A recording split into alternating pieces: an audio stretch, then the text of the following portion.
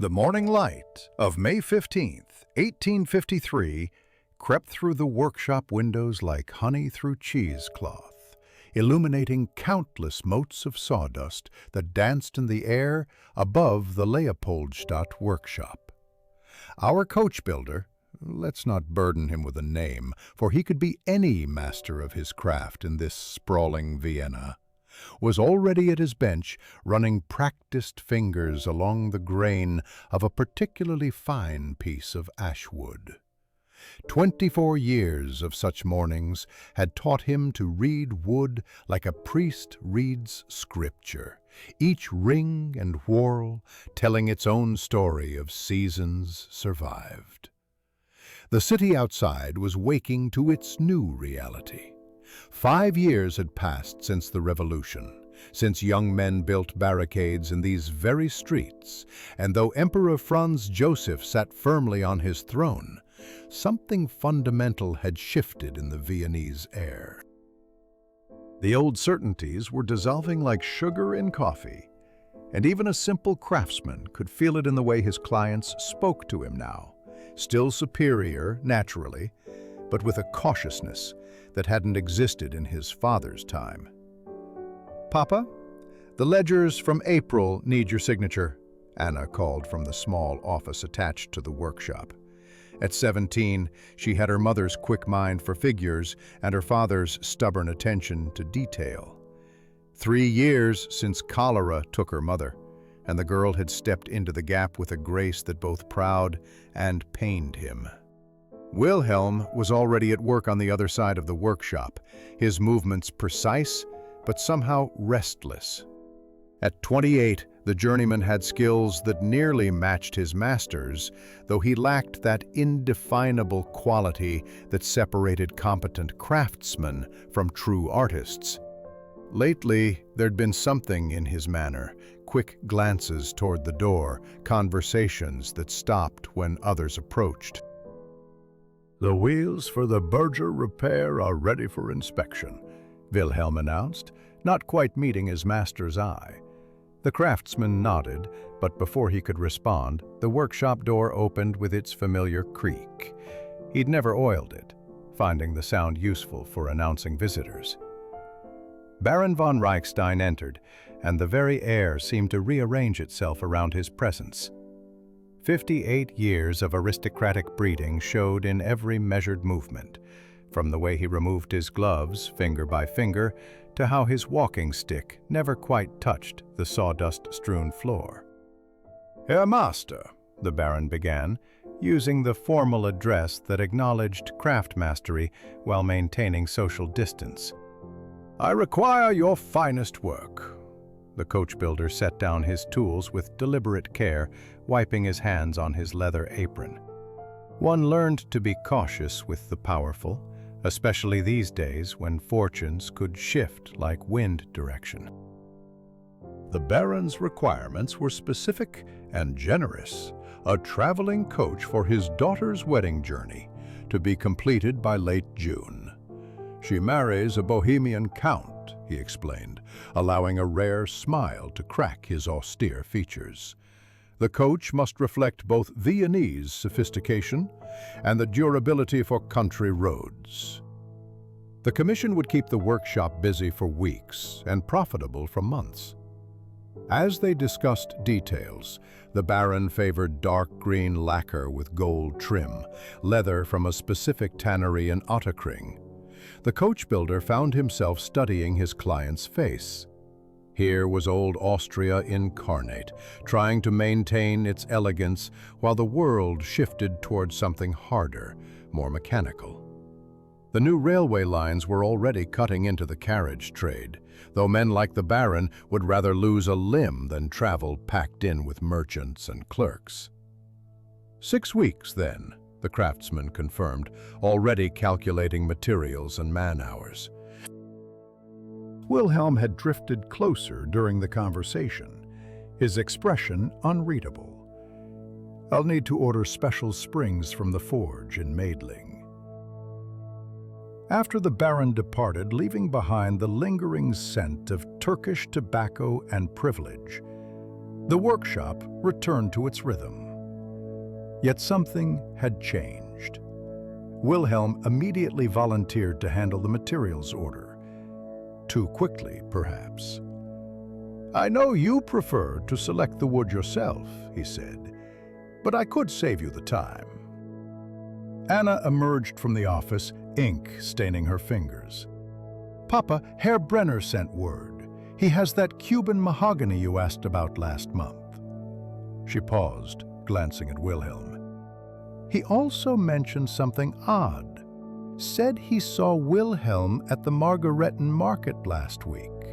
Though we get all our supplies from—" "I was visiting my sister," Wilhelm interrupted, his jaw tightening. "She lives near there now." It was perfectly reasonable, yet something in his tone suggested rehearsal. The coach builder returns to his workbench, letting his hands find their rhythm while his mind wandered. In his trade, one learned to see how pieces fit together. Not just wood and metal, but people and motives too.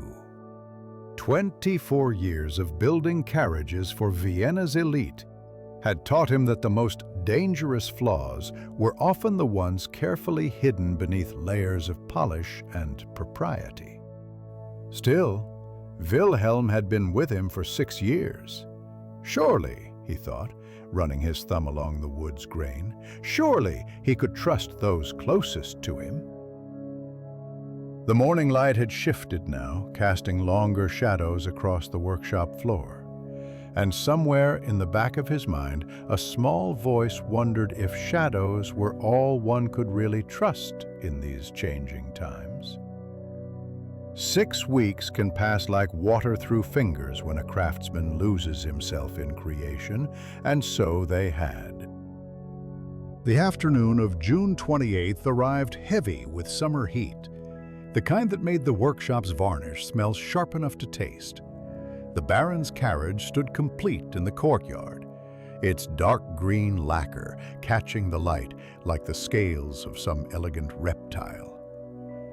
Our coach builder circled it slowly, checking each brass fitting, each leather strap, with the mixture of pride and anxiety that accompanies the birth of any masterwork. Old Jakob had arrived an hour early, the Baron's coachman for 30 years, and a man who treated horses with more courtesy than most showed their servants. At 64, his face bore the permanent squint of someone who'd spent decades peering through rain and snow, and his hands, though gnarled with age, could still make a team of 4 respond like dancers. "She's a beauty," Jakob admitted grudgingly, running his palm along the coach's side. "Though different from what his lordship usually favors." The test drive was scheduled for evening.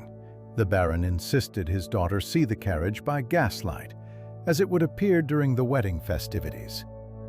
As dusk painted Vienna's sky the color of old copper, the Baron arrived with his daughter, a nervous creature of 20 who clutched her father's arm as if afraid the ground might suddenly tilt. The coach builder watched from the workshop doorway as they inspected his creation, noting with satisfaction how the Baron's usual stern expression softened. The first drive went perfectly. Jakob guided the carriage through the Prater and back, the wheels singing their proper song against the cobblestones. The Baron declared himself satisfied. His daughter ventured a shy smile, and payment arrangements were confirmed for the morning.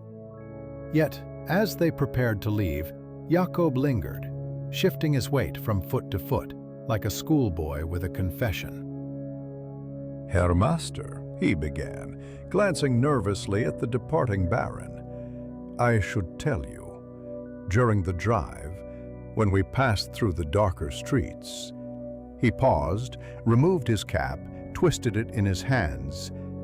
There was a sound from inside the carriage, like a heartbeat. The coach builder felt his stomach tighten, though his expression remained calm. In his trade, mysterious sounds usually meant loose joints or worn bearings, problems that reflected poorly on the craftsman. "Show me," he said simply. They took the carriage out again as full darkness claimed the city. Vienna at night transformed into something otherworldly, gas lamps creating pools of yellow light between vast shadows. Jacob drove slowly through the quieter streets of Leopoldstadt, past shuttered shops and the occasional late wanderer. At first, nothing. Then, as they turned onto a particularly rough stretch near the old Jewish cemetery, the coachbuilder heard it. A soft, rhythmic thump-thump, thump-thump, eerily reminiscent of a heart's rhythm. "You hear it now?" Jacob's voice carried a tremor. "Started soft during the first drive, but it's getting louder." The old coachman crossed himself quickly. "My grandmother, God rest her, she told stories about carriages that carried souls." Back in the workshop, the coach builder spent 2 hours examining every joint, every connection. Wilhelm had stayed late, ostensibly to help, though he seemed more interested in observing than assisting. "Perhaps it's the new spring design," Wilhelm suggested. "Metal expands in heat, contracts at night. Could create unusual sounds." It was a reasonable theory, yet his tone suggested he didn't quite believe it himself. Anna appeared with coffee, strong and bitter the way her father preferred it when working late.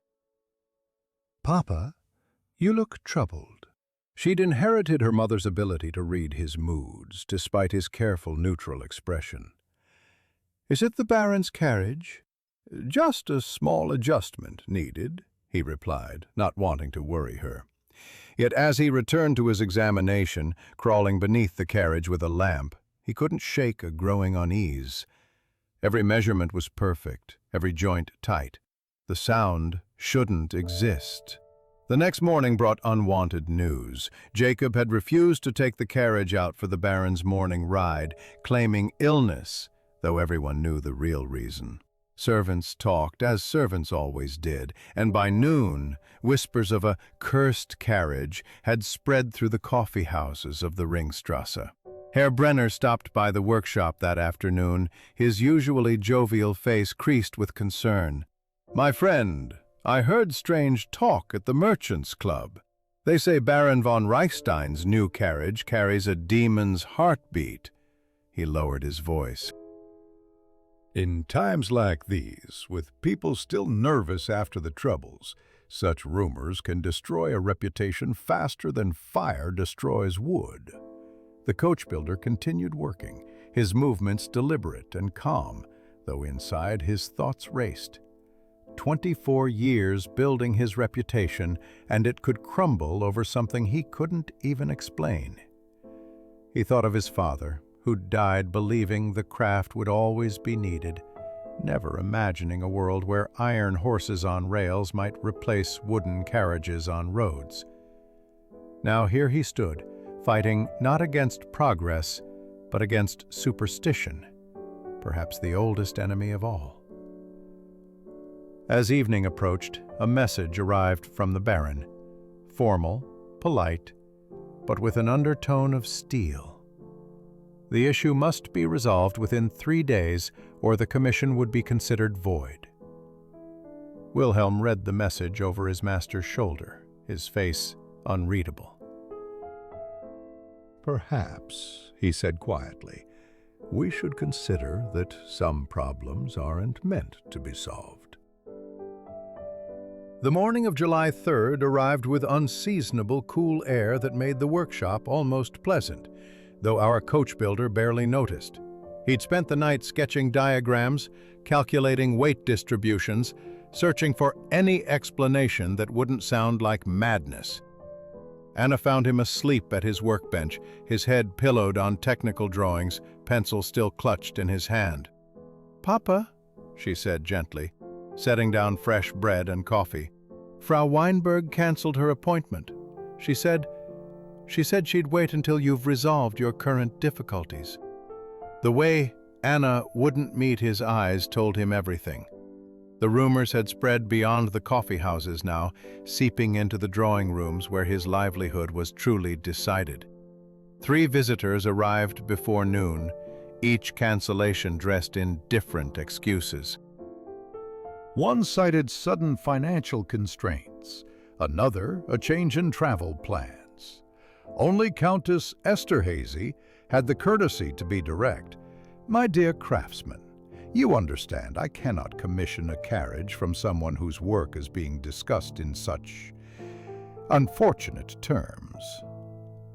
Wilhelm worked with unusual intensity that day, finishing tasks without being asked, organizing tools that needed no organizing.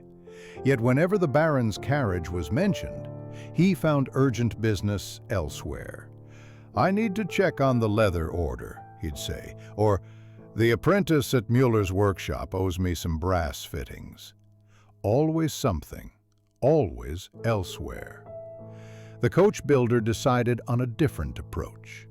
If the sound occurred only at night, only in motion, then he would recreate those exact conditions repeatedly until the source revealed itself. He borrowed 2 sturdy boys from Brenner's lumber yard, promising them good wages to push the carriage back and forth across the courtyard while he rode inside, listening. For 2 hours they pushed while he sat in the dark interior, pressing his ear against every surface. Nothing. The afternoon sun beat down on the courtyard stones, and the boys' enthusiasm waned with their energy. It was young Franz, the smaller of the 2, who made the crucial observation. "Herr Master, we're pushing smooth-like, but at night the horses make it rock different, don't they?" Of course, the motion wasn't just forward but also lateral, the slight sway that came from a living team rather than human pushing. The coach builder had the boys alter their rhythm, introducing an uneven gait. Almost immediately he heard it, faint but unmistakable. Thump, thump, thump, thump.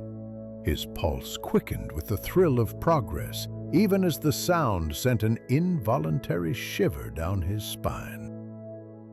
That evening, Inspector Gruber stopped by the workshop, ostensibly for their weekly chess game, but truly to offer quiet support. They'd known each other for 10 years, ever since Gruber had investigated a theft from the workshop, some expensive tools that turned up in a pawn shop near the Danube. "Strange times," Gruber mused, moving his knight with deliberate care. "Last week, I arrested a man for claiming to speak with spirits. This week, half of Vienna believes in cursed carriages." "People need their mysteries," the coach builder replied, studying the board. "It makes them feel the world is larger than ledger books and train schedules." He moved his bishop, threatening Gruber's queen, though I'd prefer they found their mysteries elsewhere. Anna interrupted their game with troubling news. "Papa, I've been reviewing our supplies.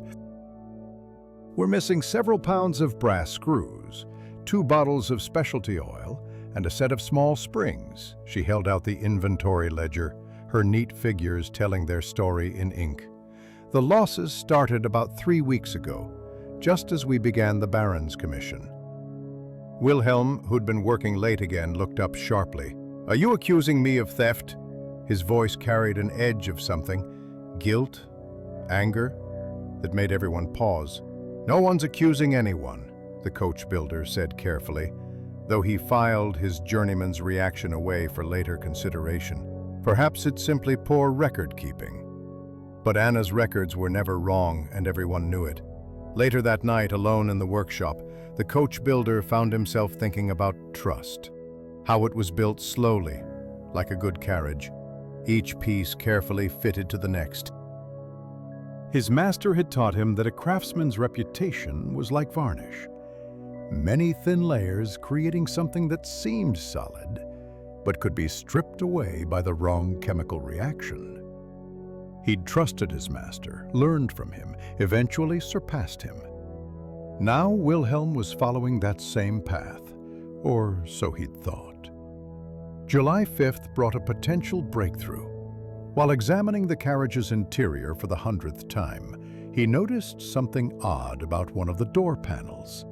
The grain didn't quite match, as if a piece had been removed and carefully replaced.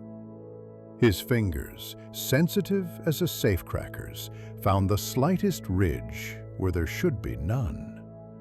Someone had been inside his carriage's bones, someone skilled enough to hide their work from casual inspection, but not from a master who knew every board, every join, every breadth of the wood he'd shaped. The discovery should have brought relief, but instead it deepened his unease. This wasn't a flaw in craftsmanship or a supernatural curse. This was sabotage. Someone had deliberately done this to his work, to his reputation. The heartbeat continued its rhythm in his mind. Thump, thump, thump, thump. Not a demon's pulse, but perhaps something worse. The calculated malice of someone who understood exactly how to destroy what he'd spent decades building. July 8th dawned with the kind of oppressive humidity that made Vienna feel like a city wrapped in wet wool. Our coach builder arrived at his workshop earlier than usual, having barely slept after yesterday's discovery. The tampered door panel haunted him. Someone had breached his sanctuary, touched his work with malicious intent. The violation felt personal, intimate, like finding a stranger's fingerprints on a family portrait. Old Jakob was waiting outside the workshop, pacing like a caged animal despite the early hour. His weathered face had taken on a gray pallor, and his hands trembled as he clutched a small wooden cross. "I cannot do it anymore, Herr Master," he said without preamble. 30 years I've served the Baron, through war and revolution, through his wife's death and his son's scandal.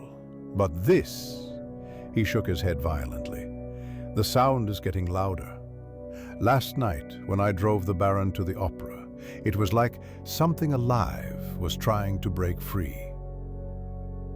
The coach builder invited him inside, poured him brandy despite the hour. Jakob's fear was genuine, almost contagious. As the old coachman spoke, describing how the rhythm seemed to match his own heartbeat, how it grew louder in the darkest streets, the craftsman made a decision. Tonight, he would drive the carriage himself. One couldn't fight what one didn't fully understand. Wilhelm arrived late, offering no explanation, though his clothes suggested he'd slept in them. "You look terrible," Anna observed with her characteristic directness. "Are you ill?" The journeyman mumbled something about the heat and buried himself in work, but his hands shook slightly as he handled his tools, and twice he dropped the same chisel. That afternoon, Herr Brenner stopped by with news from the merchants' district. "Your competitor, Kellner, was asking about you yesterday," he said, lowering his voice. "Very interested in your troubles with the Baron's carriage. He seemed pleased." Franz Kellner ran a workshop in Margaretten, had been struggling since losing several contracts to our coach builder last year. A bitter man who believed success came from others' failures rather than one's own merits. "Let him gossip," the coach builder replied, though he filed the information away. "My concern is solving this problem, not what Kellner thinks." But Brenner's expression suggested there was more. "What else?" "I saw your Wilhelm there at Kellner's shop." 3 days ago, around sunset. Brenner shifted uncomfortably. "They seemed friendly. I thought you should know." The revelation sat like lead in the craftsman's stomach, but he showed nothing. Trust, once cracked, rarely mended cleanly. Yet he needed to focus on tonight's test, not on suspicions that might prove groundless. As evening approached, he prepared the carriage himself, checking every strap, every buckle, as if preparing for battle. Midnight found him alone on the box seat, reins in hand, the Baron's matched grays responding to his unfamiliar touch with initial reluctance. The Enna at this hour belonged to another species entirely. Night watchmen, prostitutes, drunken students, and the occasional aristocrat returning from darker entertainments. The gas lamps created a tunnel of light through which he guided the carriage, listening intently. At first, nothing but the normal sounds: wheels on stone, leather creaking, horses breathing. Then, as he turned onto a particularly rough stretch near the Augarten, it began. Thump, thump, thump, thump. Soft initially, like something felt rather than heard. But as the carriage swayed with the road's imperfections, it grew stronger, more insistent. Jacob hadn't exaggerated. It did match a heartbeat's rhythm, and there was something deeply unsettling about it, as if the carriage itself had developed a pulse. He stopped the carriage, climbed down, pressed his ear against the door panel he'd identified earlier. The sound was definitely coming from within the door's structure, but more than that, he could feel a slight vibration, mechanical rather than supernatural. Someone had built something into his carriage, something designed to create exactly this effect. The realization brought both relief and fury. Relief that he wasn't losing his mind, fury that someone had deliberately sabotaged his work. Driving back to the workshop, his mind turned over the problem like a jeweler examining a suspect stone.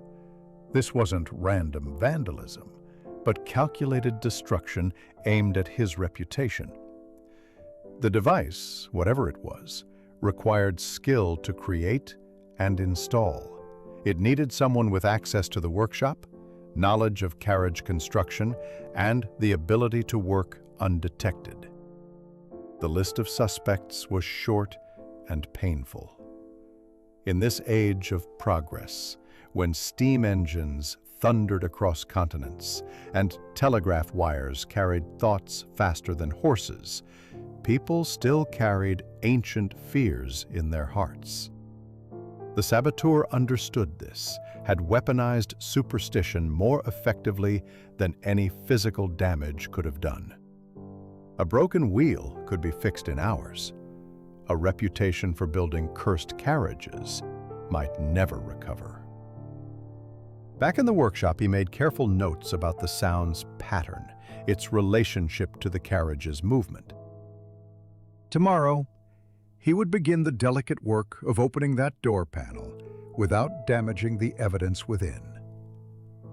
But tonight, standing in his darkened workshop, with the ghost of that mechanical heartbeat still echoing in his ears, he found himself thinking about the nature of trust and betrayal, about how the closest wounds cut deepest, and about Wilhelm's trembling hands and guilty silence. 3 days of systematic investigation began on July 12th, with our coach builder approaching the task like a surgeon preparing for a delicate operation. The workshop had been cleared of all other projects, much to Wilhelm's voiced displeasure. "The Hoffman order will be late," he protested, but his concern seemed more about avoiding the Baron's carriage than meeting deadlines. The door panel came away slowly, each nail extracted with watchmaker's precision and labeled according to position. Anna assisted, her nimble fingers holding back the leather as her father worked. The morning light revealed the door's internal cavity, a space that should contain nothing but air and structural supports. Instead, they found evidence of intrusion.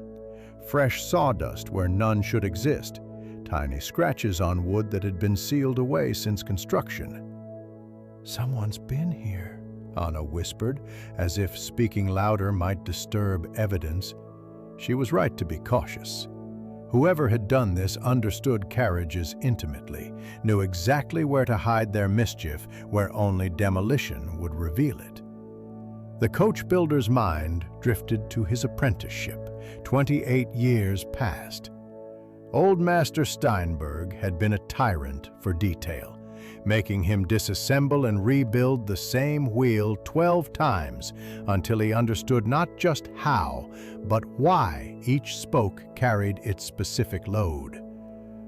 "A carriage," Steinberg would say, tobacco-stained beard wagging with each word, "is a symphony of physics." One false note ruins the entire performance. Now, someone had deliberately introduced a false note into his symphony. Deeper into the door's cavity, his fingers found something that shouldn't exist. A smooth metal edge where only rough wood should be. Working by touch alone, afraid to damage whatever he'd discovered, he traced the outline of something rectangular, perhaps 6 inches by 4, secured with an ingenuity that spoke of considerable skill. Wilhelm had disappeared again, claiming need for specialized tools from another workshop. His absences were becoming as regular as the mechanical heartbeat itself. When he returned, he carried the wrong tools entirely, as if his mind were elsewhere. "My apologies, Master. The heat affects my concentration." But the day had turned cool, and everyone knew it. That afternoon brought an unexpected visitor, Inspector Gruber, but in an official capacity this time. "I've had a complaint," he said quietly, glancing around the workshop. "Anonymous letter claiming you're perpetrating fraud, building deliberately flawed carriages to extort repair fees from clients." The accusation was so absurd that the coach builder almost laughed, but Gruber's expression stopped him. "I know it's nonsense, but I'm required to investigate. The letter was very specific about the Baron's carriage. Someone wanted him not just embarrassed, but ruined, destroyed legally as well as professionally." The inspector examined the partially disassembled door, made notes, asked perfunctory questions. "Find whatever's in there," he said quietly as he left. "Find it before whoever wrote that letter escalates further." By July 14th, they'd exposed more of the mechanism. It was indeed a pendulum device, brilliant in its simplicity. The carriage's natural sway would set it moving, and the pendulum would strike a small resonating chamber at the exact rhythm of a resting heartbeat. But the true genius lay in how it was installed. The mechanism had been built in pieces, each small enough to introduce through tiny holes that were then expertly sealed. "This took hours," the coach builder mused, running his fingers along the installation points. "Multiple visits. Someone had access to the workshop at night." The realization narrowed possibilities painfully. Only 3 people had keys: himself, Anna, and Wilhelm. Herr Brenner arrived with his weekly delivery, but lingered to examine the exposed mechanism. "Remarkable," he said, then frowned. "You know, I've seen metal work like this before. Very distinctive filing pattern on the edges. Kellner had a journeyman who worked this way, left for Prague last year, but Kellner still has some of his pieces in the shop window." The pieces were aligning like tumblers in a lock. Kellner's struggling business, Wilhelm's mysterious absences, the missing supplies that could have paid for cooperation. Yet the coach builder found himself resisting the obvious conclusion. To accept it meant acknowledging he'd been blind to betrayal happening under his own roof, that his judgment of character, something he'd prided himself on, had failed catastrophically. That evening, alone in the workshop, he continued the excavation. Each revealed component increased his admiration for the saboteur's skill, even as it deepened his anger. This wasn't just vandalism, but artistry perverted, craft knowledge weaponized against itself. His father would have called it the ultimate sin, using the sacred knowledge of the trade to destroy rather than create. The pendulum weight, when finally extracted, bore tiny initials, F.K. Franz Kellner, too arrogant to resist signing his work even in sabotage. Or perhaps he'd wanted it found eventually, wanted the credit for this clever destruction. The coach builder held the weight in his palm, feeling its careful balance, the hours of work it represented. Tomorrow, he would have to confront the truth, but tonight, he sat with the evidence of betrayal, wondering if his father's generation had faced such deliberate malice, or if this too was part of the new world being born in the ashes of the old. The morning of July 15th arrived with unusual clarity, as if the very air had been washed clean for revelations. Our coach builder had worked through the night, completely extracting the mechanism from the door cavity. It lay now on his workbench like a dissected creature, each component arranged in the order of removal. The craftsmanship was undeniable. Whoever had built this understood not just mechanics, but psychology, creating something designed to prey on primordial fears. Anna arrived early, finding her father studying the device with an expression she recognized from childhood, the look he wore when solving particularly complex joint problems. "It's beautiful, in its way," she said, surprising herself with the admission. Evil, but beautiful. The mechanism consisted of a weighted pendulum suspended on the finest watch springs, a tiny hammer attached to its arm, and a resonating chamber made from thin brass shaped to amplify the sound. The installation method showed even greater ingenuity. The saboteur had drilled tiny holes from the inside, inserted components piece by piece, then sealed everything with such skill that only deliberate demolition revealed the intrusion. Wilhelm hadn't appeared yet, though it was past 8. When he finally arrived, his appearance shocked everyone. Unshaven, clothes disheveled, eyes red-rimmed from sleeplessness or drink. He stopped short when he saw the mechanism laid out, his face cycling through expressions too quickly to read. "So you found it," he said finally, voice flat. "You knew?" The coach builder kept his tone neutral, though his hands tightened on the workbench edge. "You knew what was in there?" Wilhelm's laugh held no humor. "Knew?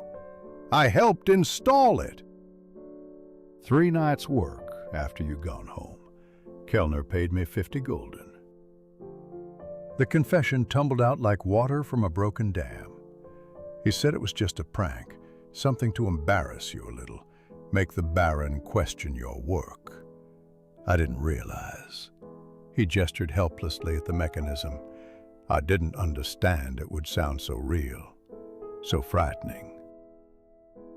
The silence that followed felt physical, pressing against eardrums like descent into deep water. Anna stood frozen, her face a study in betrayal. Wilhelm had been like an older brother to her since her mother's death. The coach builder himself felt curiously empty, as if the suspicion confirmed had hollowed him out rather than filling him with righteous anger. 50 gulden, he repeated softly. 6 years of teaching you, trusting you, and you sold it for 50 gulden. Wilhelm flinched as if struck.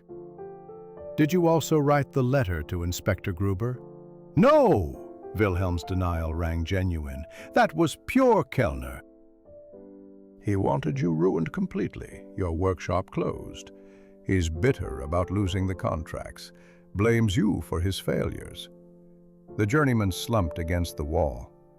I thought I was just evening the scales a little. He made it sound like justice. The coach builder examined the mechanism's components again, noting details that suddenly made sense. The missing supplies, springs, screws, specialty oil, all present in this malicious creation. The filing patterns Brenner had recognized, distinctive as a signature. "You stole from our inventory to build this. Kellner said to use your own materials, said it was poetic." Wilhelm's voice had dropped to barely a whisper. "I've been sick about it for weeks. Every time old Jacob talked about the curse, every time a client canceled. I wanted to confess, but I was afraid. Still am." Anna finally spoke, her voice carrying their dead mother's stern tone. "You betrayed more than my father. You betrayed the craft itself, everything Master Steinberg taught, everything this workshop represents." She turned to her father. "What will you do?" It was a question that had haunted the coach builder all night. The obvious path led to police, prosecution, public vindication. But that would also mean Wilhelm's destruction. Prison, certainly. His future in the trade ended. The boy, for he still thought of Wilhelm as a boy despite his 28 years, had talent, had simply chosen catastrophically wrong. "First, we repair the Baron's carriage completely," he said finally. "Remove all traces of this abomination. Then we confront Kellner with the evidence and Inspector Gruber as witness." He looked at Wilhelm, who stood like a man awaiting execution. "As for you, that depends on what happens next." The day progressed in strange, suspended animation. They worked together, master and journeyman, removing every trace of the mechanism's installation. Wilhelm worked with desperate precision, as if perfect restoration might somehow undo his betrayal. Ada maintained icy silence, speaking only when workshop business required it. As afternoon waned, the coach builder found himself thinking about the nature of trust, how it was built slowly, destroyed quickly, and perhaps never fully restored. His master had once told him that a craftsman's true test wasn't in success, but in failure, not in loyalty rewarded, but in betrayal overcome. Old Steinberg had never explained what he meant, but now, watching Wilhelm's shaking hands smooth wood filler into nearly invisible holes, he began to understand. The Baron's carriage stood complete again, innocent of its hidden torment. Tomorrow would bring confrontation with Kellner, resolution with the Baron, decisions about Wilhelm's fate. But today, in the fading light of July 15th, the workshop held three people bound by shared knowledge of how easily craftsmanship could be perverted, trust shattered, and reputations nearly destroyed by the marriage of mechanical ingenuity and human weakness. The investigation deepened on July 16th like a wound probed by careful fingers. Our coach builder had spent the dawn hours reviewing his workshop's visitor log, a practice he'd maintained since the theft Inspector Gruber had investigated years ago. Each entry told its small story: deliveries, client visits, the occasional tourist wanting to see traditional Viennese craftsmanship. But it was the gaps that spoke loudest. The evenings when the log showed no entry, yet someone had clearly been present. Wilhelm sat in the corner like a penitent, having arrived before sunrise to find his master already at work. "I kept my own records," he said suddenly, producing a small notebook from his coat. "Every time Kellner asked me to do something, I wrote it down. I thought if anything went wrong, I'd have proof he made me do it." The cowardice of the statement hung between them. But the notebook proved valuable. The entries revealed a pattern of escalating requests. First, just information. Which clients had commissioned what? Delivery dates, prices. Then small acts of sabotage. A loosened wheel nut here, a weakened strap there. Nothing dangerous, but enough to cause inconvenience. The Baron's carriage represented Kellner's masterpiece, his greatest strike against a rival he'd grown to hate with the passion of the persistently inferior.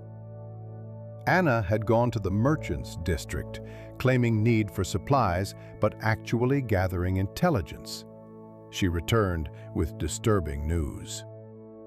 Kellner's been spreading word that he can fulfill any contracts you can't complete.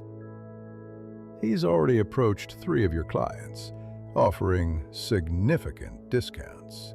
She paused, consulting her notes. And Father, there's more. He's deeply in debt to Hungarian moneylenders. His workshop lease expires next month. Desperation, then. Not just professional jealousy, but financial ruin, driving Kellner to increasingly bold schemes. The coach builder felt an unexpected pang of sympathy. He too had faced hard times, especially after his wife's death, when grief made his hands shake and orders went unfulfilled. But he'd never considered destroying another craftsman to save himself. Inspector Gruber arrived at noon, officially investigating the anonymous complaint, but actually helping build the case. The mechanism is evidence of criminal tampering, he said, examining the disassembled device. The initials FK are helpful, but we need more. Wilhelm's testimony alone might not suffice. He's compromised by his participation. They needed proof of Kellner's direct involvement beyond Wilhelm's word. The coach builder remembered something from the notebook. Wilhelm had written that Kellner insisted on inspecting the installation personally, had even made adjustments. He's proud of his work, Wilhelm confirmed, called it his symphony of destruction, said you'd never figure it out because you were too trusting. That afternoon, they set a trap. Wilhelm would return to Kellner, claiming the mechanism had been discovered, but that his master suspected old Jacob of installing it out of senility. Kellner's reaction would tell them everything. Gruber positioned himself in a coffee house across from Kellner's workshop, watching through the window. The wait felt interminable. The coach builder tried to work but found himself simply moving tools from one place to another, achieving nothing. Anna busied herself with accounts that didn't need reconciling. The workshop felt like a held breath, everything suspended until Wilhelm returned. He came back as the church bells struck 4, his face pale but triumphant. He laughed, Wilhelm reported, actually laughed, and said Jacob couldn't install a doorknob properly, let alone his magnificent device. Then he described exactly how he'd designed it, how the pendulum weight had to be precisely calculated for the carriage's specific sway pattern. He produced a small object from his pocket, and he gave me this, said to plant it in Jacob's quarters as evidence. It was another pendulum weight, identical to the one from the carriage, but freshly made, still bearing filing marks. More importantly, it carried Kellner's maker's mark, the small stamp he used on all his work, pride ultimately defeating caution.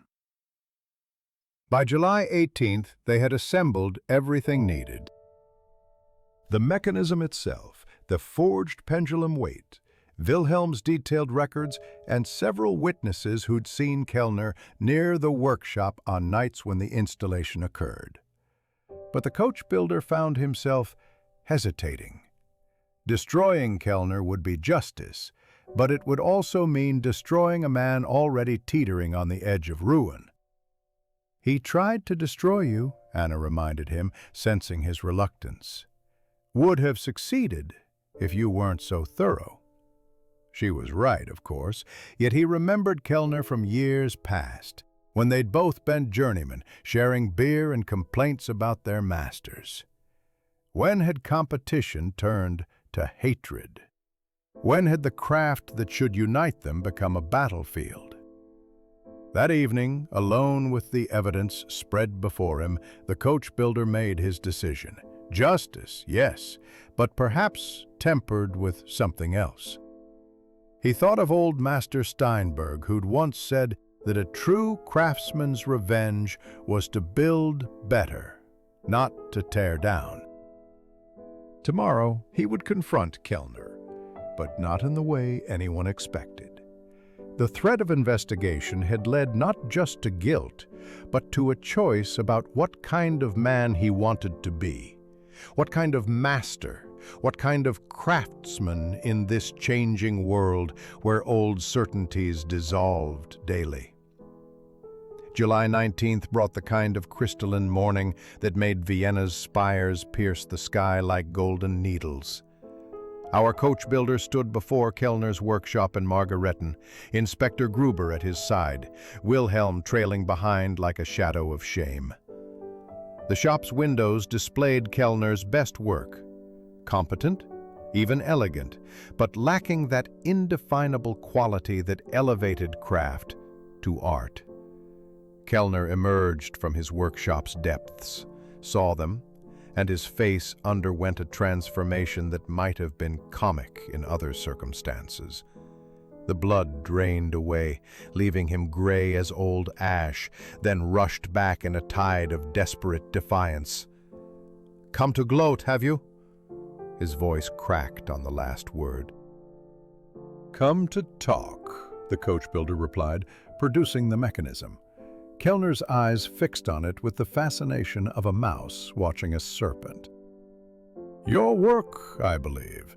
The initials match, as does the filing pattern." What followed was less confrontation than collapse. Kellner seemed to age 10 years in as many seconds, his shoulders curving inward as if trying to protect some vital organ from injury. "You don't understand," he began, then stopped, perhaps realizing no explanation could justify what he'd done. They moved inside, away from curious eyes. Kellner's workshop told its own story. Half-finished projects, tools showing rust from neglect, the smell of desperation as tangible as varnish fumes. "I had the Baron's contract all but promised," Kellner said, slumping onto a workbench. "Then you appeared, with your lower price and faster delivery. One contract, I thought, just one, and I could have saved everything." Wilhelm finally spoke, his voice thick with self-disgust. "You said it was just to embarrass him. You said no real harm would come." Kellner's laugh was bitter as spoiled wine. "And you believed that? Or did 50 gulden make believing easier?" Inspector Gruber intervened with official authority.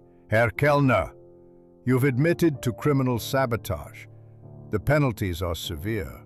Prison, certainly. Complete loss of your business license." Kellner nodded, seeming almost relieved that the pretense was ending. "However," Gruber continued, glancing at the coach builder, "the damaged party has some say in how we proceed." This was the moment of choice. The coach builder studied his rival, seeing not the bitter enemy but the frightened craftsman who'd lost his way. "Your workers," he said finally. "How many?" 3 journeymen, 2 apprentices," Kellner whispered. "They've done nothing wrong. They don't even know about—" He gestured vaguely at the mechanism. "They'll need positions when your workshop closes." It wasn't a question. Kellner nodded miserably. "I can take 1 journeyman and 1 apprentice. Brenner might take another. The others will need references, honest ones about their skills, not their master's crimes." Kellner looked up, confusion replacing despair. "You're not pressing charges?" "Oh, charges will be pressed," Gruber interjected, "but perhaps not the fullest charges. Workshop closure, loss of license, substantial fines, but maybe not prison, if full restitution is made and cooperation is complete." The negotiation that followed was swift and pathetic. Kellner would close immediately, sell his tools and materials to pay debts and fines. He would write a full confession absolving the coach builder of any wrongdoing. In exchange, prison would be avoided and his workers would be helped to find new positions. Wilhelm's involvement would be minimized to coercion and minor assistance under threat. As they prepared to leave, Kellner grabbed the coach builder's sleeve. Why? The word carried genuine bewilderment. I tried to destroy you. Why show mercy? The answer came from a place deeper than thought. Because the craft is bigger than both of us. Because your destruction would teach your apprentices that skill matters less than schemes. Because... He paused, searching for words. Because I've seen enough breaking. Maybe it's time for some mending. July 20th saw the workshop buzzing with activity. The Baron had arrived, been presented with the mechanism and explanation, and surprisingly, had laughed. Actually laughed. So my carriage was haunted by nothing more than professional jealousy. How disappointingly modern. He'd ordered 3 more carriages on the spot, insisting the story made the original even more valuable. Wilhelm worked in silence, having formally requested release from his journeyman contract. The coach builder watched him crafting a particularly complex joint, hands steady despite everything. Where will you go? Prague, maybe? Or Budapest? Somewhere I can start clean. Be better. Wilhelm paused in his work. I'll carry the shame forever. But maybe I can also carry the lesson. 2 of Kellner's workers arrived that afternoon, young Hans, an apprentice of 16, and Martin, a journeyman of skill but little imagination. They entered tentatively, as if expecting rejection or worse. You'll start Monday, the coach builder told them. The past stays in the past. Here, only your work matters. Anna pulled him aside later. You're too kind. Kellner deserved worse, and Wilhelm definitely deserved worse. But her tone carried pride rather than criticism. Mother would have done the same thing. That evening, as the workshop settled into quietness, the coach builder stood among his tools and wood, breathing in the familiar sense of his trade. The Baron's carriage stood repaired and silent, no longer haunted by its mechanical heartbeat. Tomorrow would bring new commissions, new challenges, the constant push forward that kept a craftsman alive in changing times. But tonight, he allowed himself a moment of satisfaction, not for mystery solved or reputation saved, but for choosing construction over destruction, for remembering that even in betrayal, the craft itself deserved protection. The morning of July 21st arrived with news traveling through Vienna's artisan quarters like fire through dry timber. Kellner's workshop stood shuttered, its windows covered with brown paper, a simple notice posted on the door, closed by order of municipal authority. Our coach builder learned of it from Herr Brenner, who arrived before the workshop opened, face flushed with excitement and something else. Perhaps relief that justice had been served without complete destruction. You've done a noble thing, Brenner said, watching as young Hans, Kellner's former apprentice, swept the workshop floor with determined precision. Though some say you were too merciful. The wood merchant's tone suggested he wasn't among those critics. Kellner left for Munich last night. His cousin owns a small furniture shop there. He'll work as a simple carpenter, anonymous, his master's papers revoked. The Baron arrived at midday in his repaired carriage, old Jacob holding the reins with restored confidence. The coachman had aged visibly during the ordeal, but now sat straighter, handling the horses with his old authority. "Herr Master," Jacob said, climbing down carefully, "I owe you an apology. My superstitious foolishness contributed to this mess." "Fear isn't foolishness when something genuinely frightening occurs," the coach builder replied, examining the carriage one final time. Every trace of the mechanism had been erased, the door rebuilt, stronger than before. The sound was designed to frighten. That it succeeded speaks to the saboteur's skill, not your weakness. The Baron emerged from the carriage with unusual animation. "I've been thinking about this entire affair," he announced, pulling on his gloves with theatrical deliberation. "It strikes me as peculiarly modern. Industrial espionage dressed in medieval clothing. A mechanical ghost for a mechanical age." He smiled, an expression that transformed his austere face. "I've decided to commission a special project.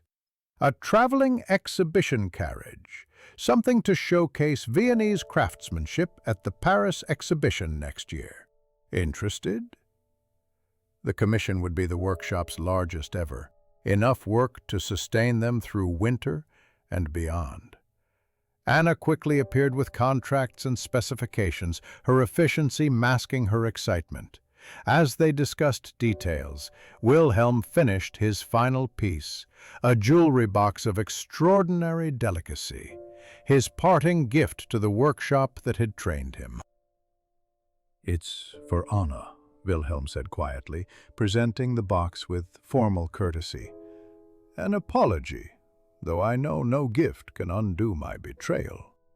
The box was masterful, its hidden compartments opening with whisper-smooth precision, inlay work that seemed to glow with inner light. Anna accepted it with characteristic composure, though her eyes suggested forgiveness might eventually follow anger. July 22nd brought unexpected visitors, 3 of Vienna's most prominent carriage makers, men who normally viewed each other as rivals rather than colleagues. They came with a proposal, a guild, formally organized, with standards and protections against the kind of sabotage that had nearly destroyed the workshop. "Kellner's actions shame us all," said Meister Hoffmann, the eldest. "If we don't stand together, we'll fall separately to those who see craftsmanship as mere commerce." The irony wasn't lost on anyone. Kellner's attempt to destroy competition had instead united it. They spent hours drafting bylaws, establishing apprenticeship standards, creating a fund for craftsmen facing hardship. The guild would ensure no one felt desperate enough to repeat Kellner's mistakes, while also protecting against those who might try. That evening, Wilhelm prepared for his departure to Prague. His tools were packed with the same precision he'd once applied to sabotage, each piece wrapped and placed with care. "I've learned something," he told his former master. "Skill without honor is just clever destruction. In Prague, I'll remember that." "See that you do." The coach builder handed him a sealed letter. "For the master craftsman I know there. It speaks only of your skills, not your mistakes. Everyone deserves a chance to rebuild." Wilhelm's eyes filled with tears he was too proud to shed. He left quietly, carrying his tools and his shame, but also possibility. July 23rd dawned clear and promising. The workshop hummed with purposeful activity. Hans learning to read wood grain under Martin's patient instruction. Anna negotiating with suppliers for materials for the Baron's exhibition carriage. The familiar rhythm of creation, replacing the discord of recent weeks. Inspector Gruber stopped by for their postponed chess game, bringing news from the investigation's official closure. Kellner paid his fines in full, sold everything. even his personal tools. The man has nothing left but his hands and whatever skill remains in them." They played in companionable silence before Gruber added, "You know, many wanted him in prison. Your mercy might be seen as weakness." "Let them see what they will," the coach builder replied, studying the board with the same attention he gave to wood grain. "A craftsman builds with the materials at hand. Sometimes that includes building a better ending than anyone deserves." The day concluded with the workshop's new rhythm establishing itself. The Baron's exhibition carriage would be their masterwork, a statement that Viennese craftsmanship endured despite sabotage, betrayal, and the grinding wheel of progress. The ghost of the mechanical heartbeat had been exorcised, replaced by the steady pulse of honest work. A month had passed since the mechanical heartbeat last troubled Vienna's evening air.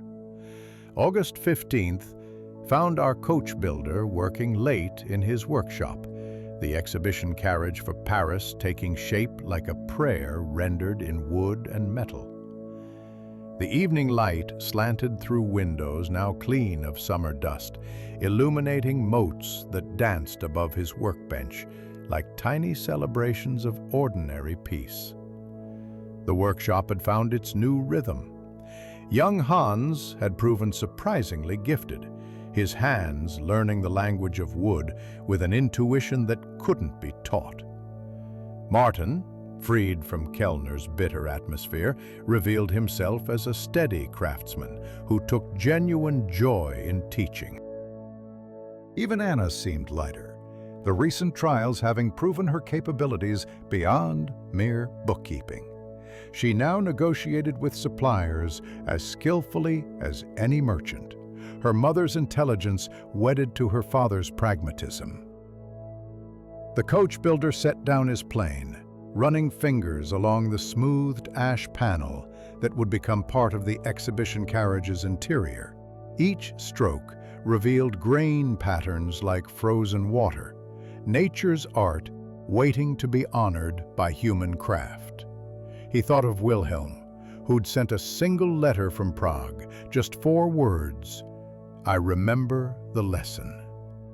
Sometimes redemption came in small packages, wrapped in distance and time.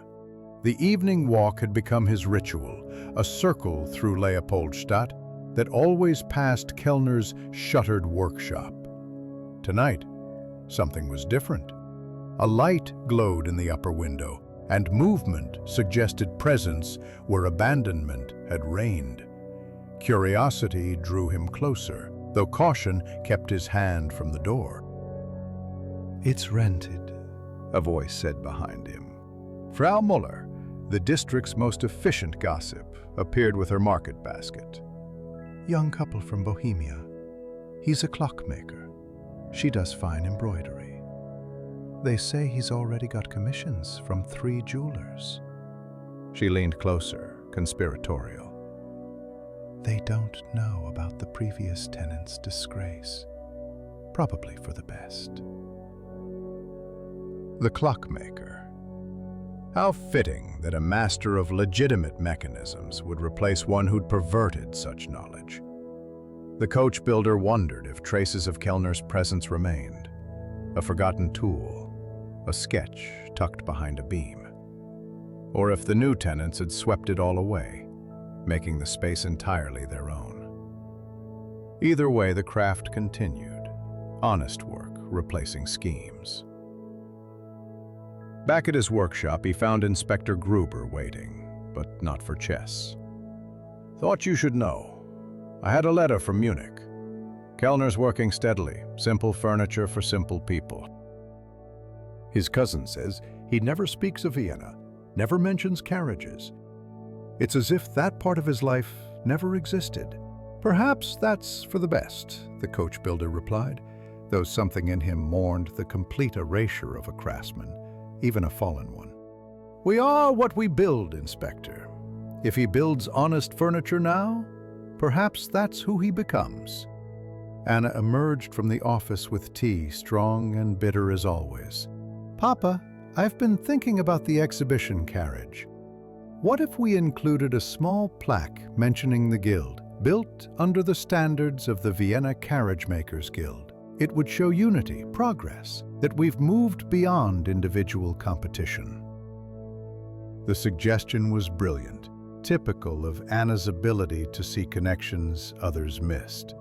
The guild had grown stronger in recent weeks, attracting members from throughout the empire. What had begun as protection against sabotage was becoming something greater. A brotherhood of craft that transcended rivalry. Old Jacob visited the next morning, bringing news from the Baron's household. His lordship speaks of your workshop at every social gathering, says the story of the mechanical ghost adds mystique to his carriages. The coachman chuckled, years seemingly lifted from his weathered face. I've become somewhat famous myself. The coachman who faced down a curse. The younger drivers buy me beer to hear the tale. The story had indeed transformed in its telling, growing more elaborate with each iteration. In some versions, the mechanism was the work of jealous spirits. In others, a spurned lover's revenge. The truth, professional jealousy, and desperate debt seemed too mundane for Vienna's appetite. The coach builder didn't correct these embellishments. Stories, like carriages, served their purpose best when they carried people where they needed to go. The afternoon brought Herr Brenner with exceptional news. The Emperor's commissioning agent visited my yard, asking about woods suitable for imperial carriages. When I mentioned your exhibition project, his interest sharpened considerably. The possibility hung between them, unspoken but understood. Imperial patronage would secure the workshop for generations. As evening approached, the coach builder stood among his tools, these extensions of his hands that had served him through triumph and betrayal alike. The workshop breathed around him, the settling of wood, the whisper of dust, the faint echo of hammers that had rung here for 50 years before he arrived, and would ring, God willing, for 50 years after he departed.